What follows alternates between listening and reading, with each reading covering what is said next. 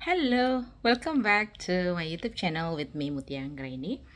How are you, all of my viewer? I hope everything is good. Nowadays, I wanna talk about the risk management. Um, I talk about in English a little bit, and also I will talk in Bahasa. This risk management is about the continuing process to identify, analyze, evaluate, and treat loss exposure and monitor risk control and financial resources to mitigate the adverse effect of loss. The loss maybe will from the financial risk claim, or maybe want to reduce the uh, budget of the company. Jadi, apa sih manajemen resiko? Manajemen resiko adalah suatu pendekatan terstruktur atau metodologi dalam mengelola ketidakpastian yang berkaitan dengan ancaman suatu rangkaian aktivitas manusia, termasuk penilaian resiko, pengembangan strategi untuk mengelolanya, dan mitigasi resiko untuk menggunakan pemberdayaan dan atau pengelolaan sumber daya.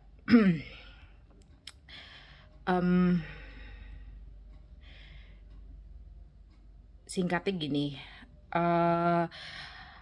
suatu proses umum yang dilakukan perusahaan untuk mengantisipasi, atau istilahnya buat saya itu sebagai lampu kuning dari divisi risk division, untuk bisa memberitahukan kepada manajemen bahwa perusahaan dimungkinkan akan terjadi A, B, C, dan seterusnya. Kemudian manfaat risk management yaitu untuk melindungi perusahaan dari ancaman yang membahayakan eksistensi bisnis, menjaga reputasi yang dibangun perusahaan, menghindari pelanggaran hukum, meningkatkan tingkat efisiensi dana perusahaan yang digunakan, mengembangkan perusahaan menjadi skala bisnis yang setingkat lebih tinggi. Terus bagaimana sih cara proses penanganan risk management? Yang pertama itu pelajari situasi, looking the environment, what is the potential risk and potential loss, and also what is the budget you can press to minimize the cost, and then identifikasi dan analisa resiko, and then you identified what is the risk that may be very important in the level of the risk, and then evaluasi dari resiko, evaluate the risk that come out from the step 1 and step 2. Yang keempat itu ada mitigasi and monitoring. The fourth step is the monitoring and mitigating. What is the plan to make the risk is less, and etc. Yang terakhir itu komunikasi.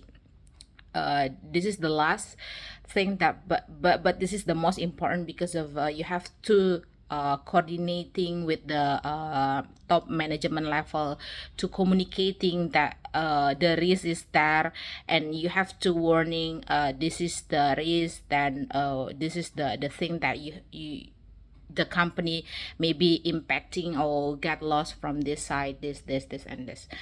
Kemudian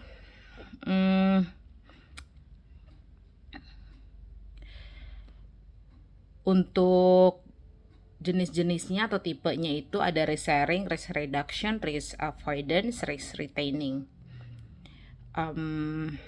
Mungkin itu aja ya untuk risk management atau manajemen resiko.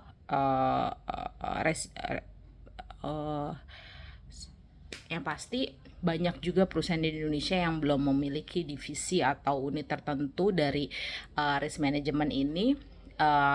Dan juga ada sertifikasi khusus untuk orang-orang atau officer yang menangani risk ini. di Indonesia ada beberapa lembaga-lembaga khusus yang juga menangani yang membawahi terkait dengan sertifikasi risk management ini. Seperti output dari sertifikasi itu bisa CRMO, terus ada CRMP dan sebagainya. Bisa menghubungi lembaga sertifikasi tersebut. Untuk penanganan risk management secara terpisah, kami juga dapat melayani penanganan risk management ini oleh karena kami juga sudah tersertifikasi CRMO. Demikian yang dapat saya sampaikan, semoga bermanfaat.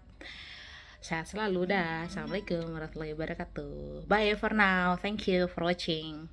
Bye bye. Have a nice day.